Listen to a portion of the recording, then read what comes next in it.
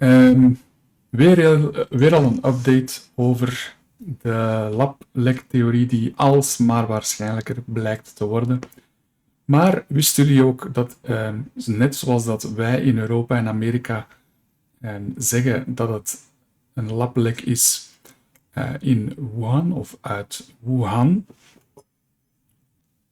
heb je in Azië het verhaal dat het een lablek was uit Fort Dietrich in de USA, waar het coronavirus vandaan komt. En het is dus blijkbaar, in Azië en in China gaat dus blijkbaar het verhaal de ronde dat het coronavirus eigenlijk helemaal niet uit Wuhan komt, maar uit Amerika zou komen, namelijk uit het onderzoekscentrum Fort Dietrich. Van uiteraard het leger in Amerika. En we gaan eens even kijken naar een videootje dat die zaken bespreekt. So Fort Dietrich is in the United States. We're going to talk about a lab leak outside of the United States in 2019. Does that pique your interest? Because all of these COVID stories now, COVID came from a lab based on new reporting. Never says where. Doesn't say what lab. Just says from a lab. And then the rest of us sort of assume China because that's what our politicians and media say, right? As the U.S. continues to use this lab leak theory to ramp up anti-China rhetoric, China hit back this week saying, you should look into your own labs. Now, recall that the Department of Energy recently came out with this report saying that they think that COVID could have come from a laboratory leak, and they said so with low confidence. Here was the breaking story at the end of February, I believe it was. Yeah. Here is the low confidence bit that the Energy Department made its judgment with low confidence, according to people who have read the report. The FBI previously came to the conclusion that the pandemic was likely the result of a lab leak in 2021 with moderate confidence. Okay. Again, nowhere in the story does it say where that lab leak may have been. Dus hier gaat ze even over het feit dat verschillende organisaties in Amerika zijn begonnen met te zeggen dat eerst zeggen dat het een zeer onwaarschijnlijk is dat het een lablek is, dan dat het waarschijnlijker is dat het een lablek is, en als het dat steeds duidelijker en duidelijker wordt dat ze denken dat dat wel een lablek is, zegt maar in de conversaties of in de artikels die daarover worden uitgegeven en vrijgegeven, wordt er niet gezegd waar dat lablek is gebeurd. Welk lab dat uiteindelijk zou zijn, waar het vandaan komt. So, we all automatically just jump to China, right? Right. It's Wuhan. Yeah, right. So, but China now says that the U.S. has not been cooperative with investigations on the origins of COVID, even with the World Health Organization, which doesn't seem that interested. Now, this is the Foreign Ministry spokesperson Mao Ning. She accused the U.S. of political manipulation regarding the origins of COVID, and she pushed back on the World Health Organization's statement that China has not cooperated with COVID investigations. Instead, she said they have actually shared more data and research findings than any other country and contributed the most on origins tracing. So here's the statement that sent me on this down this rabbit hole today. She says the U.S., however, ignored these science-based conclusions and recommendations and kept pressuring the WHO into repeatedly demanding origins tracing in China. It's quite clear what the U.S. is trying to achieve. While claiming to take origins tracing seriously, the U.S. never invited WHO experts groups into the U.S. for a joint study or shared any early data. Instead, it has turned a blind eye to the world's concerns about U.S. biomilitary bases at Fort Dietrich and around the world. En dus nu zegt ze eigenlijk, de US, de Verenigde Staten, die zeggen dat ze het traceren van het virus, van waar het begonnen is, heel serieus nemen. Maar wat blijkt nu? Dat ze eigenlijk zelf nooit hebben deelgenomen of data hebben voorzien uit hun eigen land. En dat ze dus bijvoorbeeld geen World Health Organization officials hebben toegelaten op hun grondgebied om daar een onderzoek te voeren. En dat de Verenigde Staten, de Wereldgezondheidsorganisatie, heel vaak heel hard heeft liggen pushen om een origine tracing, dus het zoeken naar van waar het komt, eigenlijk in China te gaan doen. Maar het is dus duidelijk dat de US eigenlijk ofwel niet wil dat er bij hen wordt gezocht, of eigenlijk heel het zoeken naar niet serieus nemen, want waarom zou je geen onderzoekers toelaten op je grondgebied als je toch zeker bent dat het bij u niet is begonnen? And so, I was like, oh, what's that about? Fort Dietrich. I hadn't heard of this lab before. I've heard of COVID labs in the US and North Carolina. Those were mentioned in the Fauci hearings. We reported on COVID projects in Boston, where those were dated February 2020. So we know they were working on COVID, at least in Boston, before we all went into lockdown. But what is Fort Dietrich? Well, I went digging. Here is sort of a comical tweet that was surfaced to me from our friend of the show, Garland Nixon.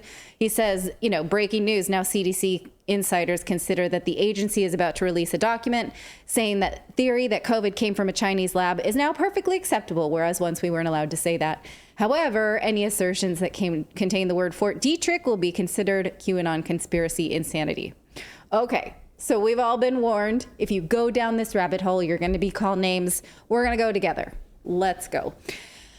So there are biolabs in Maryland, and they have been subject to, or the question, are there biolabs in Maryland, and have they been subjected to COVID origin investigations? Those are the questions we should be asking. So there are, in fact, biolabs in Maryland, and it turns out. Dus wat er nu wordt gezegd is, plots is het bespreken van de lablektheorie compleet acceptabel. Is het geen conspiracy meer? Is het geen samenzwering? Is het de normaalste zaak van de wereld? Maar enkel als het gaat over een lablek in Wuhan. Want als je praat over een lablek in een ander lab, zoals het lab van Fort Dietrich, dan is het ineens weer een QAnon conspiracy. Is het allemaal weer taboe. Maar de vraag die we ons moeten stellen is dus, werd er onderzoek gedaan naar coronavirussen en gain of function research in Maryland, in het Fort Dietrich lab of niet? En zijn er daar problemen geweest of niet? Out that the Fort Dietrich lab did have a lab leak in August of 2019. Here's the New York Times headline over it. This is an NIH lab, meaning a Fauci lab. Go ahead. I was going to read it because people who listen to the show won't be able to read it.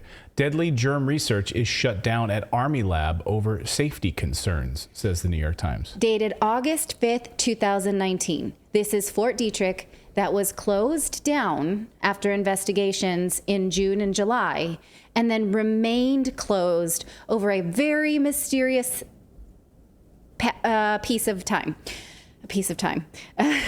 of time. Now, this lab, the history of this lab began in the 1950s as Camp Dietrich. Wikipedia says that it was designated a permanent installation for peacetime biological research and development shortly after World War II, which I had to loll at. Peacetime biological research, huh? Mm-hmm. It did, in fact, make biological weapons until President Nixon ended that program and kicked that on over to the Department of Health and Human Services in the 1970s. So I guess biological weapons are considered health and human services. Oh, of course. Okay. Wat we nu doen is eigenlijk gewoon een kleine geschiedenis geven van Fort Dietrich en wat er daar allemaal werd gedaan. Het was dus een biolab, een biologisch onderzoekslab, waar biologische wapens werden getest en geproduceerd. En ja, dat is de geschiedenis. The website today has this COVID lab for Fort Dietrich. It opened as a COVID lab in April of 2020. Before that, it had been closed for 8 months in the summer of 2019 after the CDC investigated it. Now, here was at the time, military.com reported on this because it's a military biolab. This article since has been taken down. It only exists on web archive sites. So you see here that there were, in fact, breaches at this lab in the midsummer of 2019. Here is the summary from this article. The two breaches reported by these two agencies. Dus nu vertelt ze dat er in 2019, dus voor de pandemie, blijkbaar toch breaches waren. Hè? Dus ontsnappingen van virussen of van bacteriën of van iets dat in dat lab kwam, dat niet naar buiten mocht komen. En ze praat nu over een artikel dat over die 2 uitbraken gaat. Demonstrated a failure of the Army laboratory to implement and maintain containment procedures sufficient to contain select agents or toxins that were made by operations in biosafety level 3 and 4 laboratories, according to the report. Biosafety level 3 and 4 are the highest levels of containment requiring special protective equipment, airflow, and standard operating procedures. Dus hier in het artikel wordt er gezegd dat de breaches zijn gebeurd uit de level 3 en 4 laboratoria, die eigenlijk de hoogste veiligheidsnormen moeten of zouden moeten hanteren. Due to the redactions of the report, due to redactions to protect against notification of the release of an agent under federal select agent program, it's unclear the result of the two breaches. So they don't exactly know what came out of it. And then this Colonel Darren Cox says, well, breach is a loaded word. You can say, he's like, while there was a breach, there was no exposure. He said no one was exposed to any agents or toxins. Just, you know, I don't know. How does that land on you, Philip, as someone who's worked? En dus doordat er bepaalde dingen waren verborgen, redacted waren, dus met zo'n zwart dingen over, weten ze eigenlijk niet wat er nu eigenlijk uit die labs ontsnapt is. En dan was er een kolonel die als commentaar gaf, ja, maar er is eigenlijk niks gebeurd, er is niks uitgegaan of er is niks ontsnapt. Je moet er geen zorgen maken. In labs. So, yeah, I'm trying to parse this out. So if they're in a, well, since it's a virus, it's probably a VSL 3 or 4 lab, so that's virus security level or safety level. But so if there was a breach but no one was exposed, a breach in a level 3 or 4 lab, a level 4 lab is required to be located in the middle of a level 3 lab. And it's all under negative pressure, so if there's a breach in it, everything gets sucked in, not out. So if it made it out of the level 4 into the level 3, and then there's some kind of breach from the level 3, that doesn't happen. That would, to me, would imply. I mean, I could be wrong. I'm not, working there, but to me, that sounds an awful lot like someone was exposed, because that's kind of how it. Yeah. Willis Addison worked there. He's one of our He's one of our viewers. Willis, nice to see you tonight. Thank you for watching. Willis, thank you for his super chat. He said Fort Dietrich is a level 4 military lab. I worked there. Okay. There you go. And so the rest of this article goes on to say, like, well, we think someone put their foot in a door to stop it from closing while they were going in and out to, like, let in a friend. That's how it reads. And I'm like, they should have known better. So we closed the lab down for 8 months. It's very hard to buy that. I'm going to send you the full article and, I'll put it in the chat and you decide how you feel about that. But it does feel very much like, no, come on. But just before this breach, researchers from this lab were working on research about coronavirus. Look at this paper published March of 2019. I made a little video here so that I could hover over the authors' names so that you know that they are, in fact, Fort Dietrich researchers. So we know now. Here's a graphic from that paper predicting. Okay, dus ze vertelt dan dat het artikel dat ze eerst aanhaalde, dat daar eigenlijk wordt verteld dat er iemand een voet tussen een deur zou hebben gestoken en dat er daarom een breach was. Maar dat lab is 8 maanden dicht geweest, dus dat is eigenlijk een zeer rare uitleg voor wat er zou zijn gebeurd. En nu gebruikt ze eigenlijk gepubliceerde data om aan te tonen dat er in dat lab toch op zijn minst in dat jaar onderzoek was naar het coronavirus. that these viruses, including coronaviruses, this is how they could spill over to humans, and here are the people who would be high risk. This is 1 year before the pandemic. The paper doesn't necessarily say they were experimenting with COVID, but they were studying it. So, I can't say whether or not they had actual samples, but we do know that they were studying it, and we do know that there was a lab leak in the summer of 2019 that caused the lab to be shut down. The same summer, during the lab closure, there was an outbreak of a respiratory virus in Virginia, about 60 miles away. Now, Dus diezelfde zomer, in 2019, was er een uitbraak van een ziekte die op de luchtwegen sloeg. 60 mijl verder, dus pak 100 kilometer verder.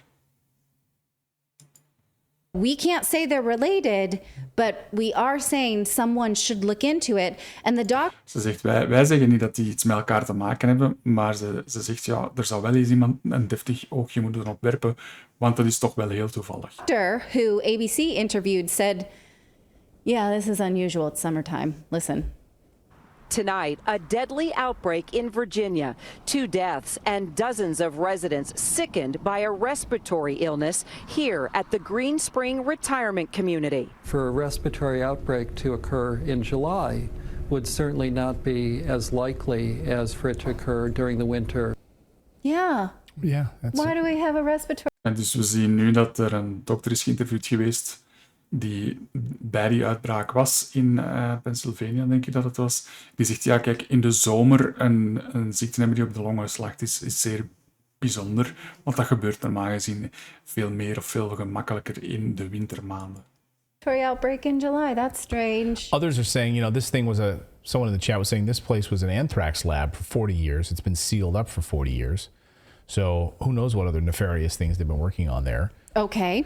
So did this mysterious outbreak at the nursing home just end, or did it quietly spread throughout the U.S.? Was it COVID related or another respiratory virus that also rages through the summer? Could have been coincidental. Or perhaps there were case numbers suppressed in the U.S. before the pandemic really got started, as early as 2019 or 2020. Even first day of 2020. In fact, USA Today and the Palm Beach Post found that in Florida, the state had removed records from its website showing that they had as many as 171 COVID cases on January 1st, 2020. They had positive cases on January 1st, 2020, which means... Zegt ja, zouden de cijfers rond dat virus zijn onderdrukt en is dat virus, zou dat COVID geweest zijn of een ander virus dat toevallig in de zomer op een totaal abnormaal moment eigenlijk de kop opsteekt. En ze zegt, ja, er zijn zelfs documenten gevonden die zeggen dat op 1 januari 2020 dat er al meer dan 100 cases waren van corona in bijvoorbeeld Florida, wat eigenlijk zou wijzen op dat corona veel vroeger aanwezig zou moeten zijn geweest in Amerika dan wat er nu wordt verteld. We gaan het hierbij houden, want ik ben al lang bezig over dit onderwerp. Maar dus, dat krijgt dus al maar een langer staartje. En ik denk dat het nog wel entertainend gaat zijn om te zien wie zich in 1000 bochten gaat moeten wringen om de waarheid te verdoezelen en wie er gaat blijven vechten om die waarheid naar boven te halen en wat het nu eigenlijk is. Maar ik denk dat we toch wel vrij zeker gaan kunnen zijn dat dat uit een lab komt. Volgens mij kan dat ook niet anders als je kijkt naar hoeveel verschillende soorten dieren en mensen er geïnfecteerd zijn geweest, hoe snel dat allemaal is gegaan. Het is heel duidelijk dat er daar dingen zijn die totaal niet kloppen. Je hebt dan nog een cleavage site die aanduidt dat dat virus eigenlijk gemodifieerd zou zijn. Het gaat heel ver, maar dus we hebben het einde van de weg nog niet gezien als we het hebben over waar komt COVID vandaan. Nu, ik weet niet of jullie dat weten, maar er is eigenlijk een klein paniekje bij de in de medische wereld, want er zijn meer doden. Over het algemeen een hoger aantal doden gemeten in 2022. En ik weet niet of dat nu in 2023 door aan het gaan is of niet. En de vraag is nu natuurlijk, zou dat iets te maken kunnen hebben met corona? Of misschien zelfs met het vaccin? En daarvoor gaan we naar een ander filmpje. En daar gaan we ook eens luisteren.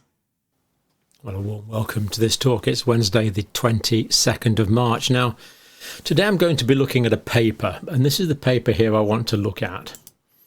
Is there a link between the 2021 COVID-19 vaccine uptake in Europe and 2022 all-cause mortality? Not COVID mortality, all-cause mortality. And this study did find such a correlation. Now, Voilà. Hier gaan het hierbij houden. Dus wat blijkt nu? Dat hoe meer mensen er werden gevaccineerd in 2021, hoe meer algemene doden er waren het jaar daarop. Dus dat is zeer, zeer verontrustend. En dat zal de mensen die geen vaccin hebben genomen waarschijnlijk toch een beetje een gevoel van superioriteit of van justice geven, want het blijkt, er is dus, en er wordt doorheen het filmpje, je kan het kijken, je ziet de link bovenaan, er wordt voor alle soorten biasen, vooroordelen en zo, dat wordt allemaal gecounterd in die paper, dat wordt allemaal voorzien, maar ondanks alle aanpassingen die ze doen om ervoor te zorgen dat ze geen vertekend beeld geven, blijft er dus echt wel degelijk een correlatie tussen de hoeveelheid vaccins die er zijn gegeven in een land op een bepaald moment tegenover de doden, het aantal doden, het algemeen aantal doden het jaar erop. Met als er 1% meer gevaccineerd werd, dan werd er een jaar later een 0,1% meer doden geteld in die maand. Wat een zeer groot getal is. Dus ik denk dat we ook daar nog voor zeer onaangename verrassingen gaan komen te staan wanneer we eindelijk de data kunnen te pakken krijgen van die grote farmareuzen die de onderzoeken hebben gedaan rond veiligheid. En ik denk dat er daar zeker nog, ook daar zeker nog een staartje aan zal komen.